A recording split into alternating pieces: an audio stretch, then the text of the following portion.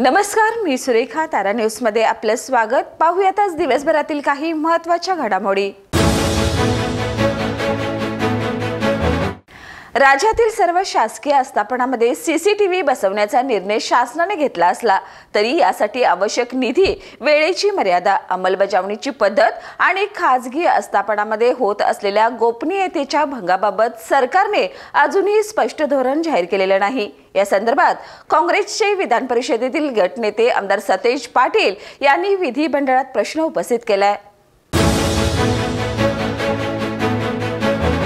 शेतीला वीज पुरवठ्याच्या नावाखाली चुकीचा हिशेब लावून सरकारकडून मोठ्या प्रमाणात अनुदान घेतलं जात असल्याचा आरोपही आमदार सतेज पाटील यांनी केलाय. MERCने 500 फीडरवर मीटर बसवले होते. त्यातून शेतीला किती वीज जाते हे स्पष्ट झालं, पण सत्यशोधक समितीचा अहवाल आजपर्यंत टेबल करण्यात आलेला नाही. यावरही त्यांनी आवाज उठवलाय.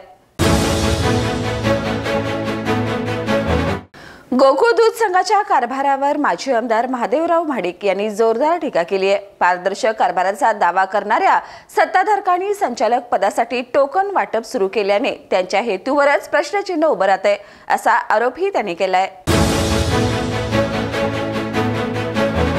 शिवसेना ठाकरे गट प्रमुख उद्धव ठाकरे आणि उपमुख्यमंत्री देवेंद्र फडणवीस यांच्यात आज मोठी भेट होणार आहे. ही भेट विधान परिषदेचे सभापती राम शिंदे यांच्या कार्यालयात होणार असून दोघेही या ठिकाणी पोहोचलेत.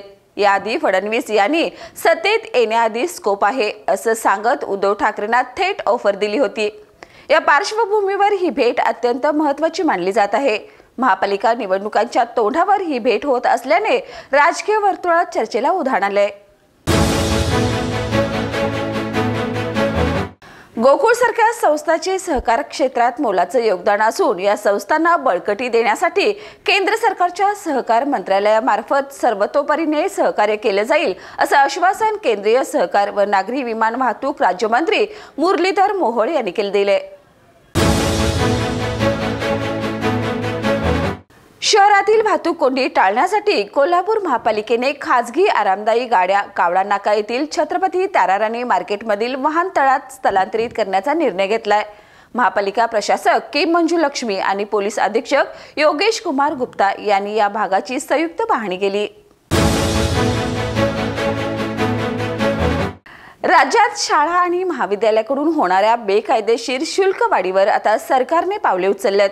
शिक्षण मंत्री दादा भुसे यांनी विधिमंडळात जाहीर केले की अशा मनमानी शुल्क वसुलीला आळा घालण्यासाठी लवकरच नव्या कायद्याची अंमलबजावणी होणार आहे. इंटिग्रेटेड अभ्यासक्रमाच्या नावाखाली होणाऱ्या पिळवणुकीवरही कारवाई होईल असंही त्यांनी स्पष्ट केलंय. होमिओपॅथिक डॉक्टरांच्या MMC रजिस्ट्रेशन संदर्भातील मागण्यांसाठी आझाद मैदानात सुरू असलेल्या स्वाभिमानी आंदोलनाला अखेर मोठे यश मिळाले. महाराष्ट्र सरकारने या प्रकरणात सकारात्मक निर्णय घेण्याचे ठोस आश्वासन दिले असून पुढील 8 ते 10 दिवसात निर्णय जाहीर होणार असल्याची माहिती आंदोलनकर्त्यांनी दिली आहे.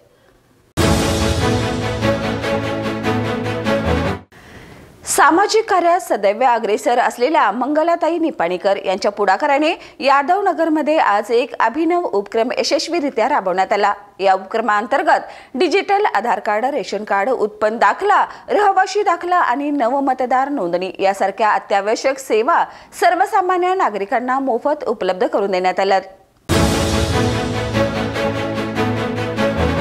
राज्य उत्पादन शुल्क विभागाच्या कोल्हापूर विभागातील जिल्हा भरारी पथक क्रमांक 02 यांच्याकडून अर्जुनवाडी तालुका गडिंग्लज येथे बनावट गोवा बनावटीच्या विदेशी दारूचा साठा वाहतूक करणारे वाहन पकडून एकूण 8,92,440 किमतीचा मद्यसाठा व होंडा सिटी वाहन जप्त करण्यात आले. तर या होत्या आज दिवसभरातील काही महत्त्वाच्या घडामोडी. उद्या पुन्हा भेटूया नवीन बातमीपत्रासह. तोपर्यंत पाहत राहा तारा न्यूज. बाळ, फ्रीजमधून श्रीखंड काढ ना. आम्ही पूर्वी घरीच बनवायचो श्रीखंड. त्याची चवच वेगळी होती. आता काय सगळं रेडीमेड.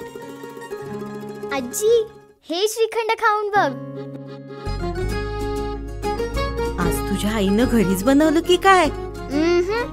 हे आहे गोकुळचं श्रीखंड. अगदी जिभेवर रेंगाळणारं. जिभेवरच नाही तर मनावरही रेंगाळणारं. गोकुळ श्रीखंड, मनावर रेंगाळणारं.